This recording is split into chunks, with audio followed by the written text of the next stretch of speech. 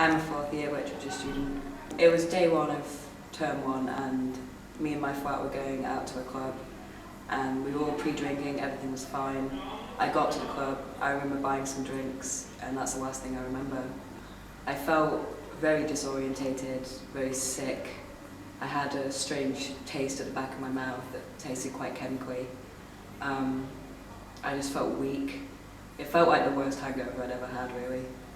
I googled my symptoms and all the symptoms seemed to point towards that I'd been spiked with a chemical called GHB, which is an odourless, tasteless chemical which is very easy to put in drinks. And it's out of your system within 12 hours, so if you do go to the hospital, they can't do anything, they can't test you, you can't prove it.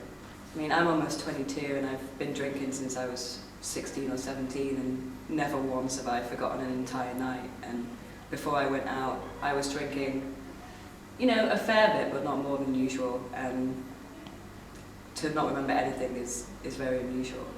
Initially, I phoned NHS 111. They advised that I go to the hospital.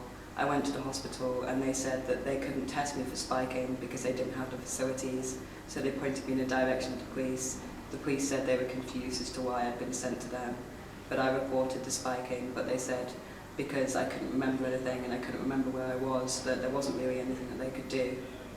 I think what we need to remember is that spiking is a very real threat. And before I went on that night out, I wasn't ever afraid of my drink being spiked, and you don't think it's going to happen to you, and it does, and it's horrible.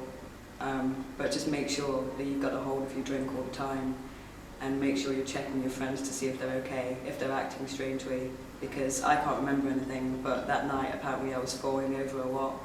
I was getting with somebody who wasn't my partner. I disappeared for an hour and a half. If you notice strange behaviour in your friends, I would really urge you to make sure that they're okay.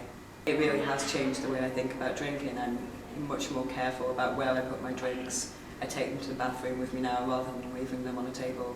And it shouldn't have to be this way, but it is, unfortunately, because there are people out there who want to do things like this, and you've got to look out for yourself.